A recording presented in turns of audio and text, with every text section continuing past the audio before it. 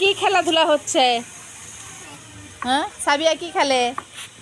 হ্যাঁ, আর এক লটখটে এই যে চেয়ার নিয়ে, ভাঙ্গা চেয়ার নিয়ে খেলতেছে। হ্যাঁ, ছাদটা সুন্দর লাগতেছে তো। হ্যাঁ, তাহসিনের নানির বাসার ছাদ খুব সুন্দর লাগতেছে।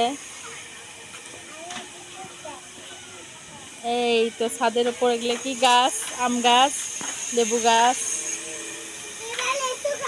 এই যে গাঁদা ফুলের গাছ, এখানে হচ্ছে গোলাপ ফুলের গাছ, ছোট্ট একটি টিউবওয়েল পার্ক।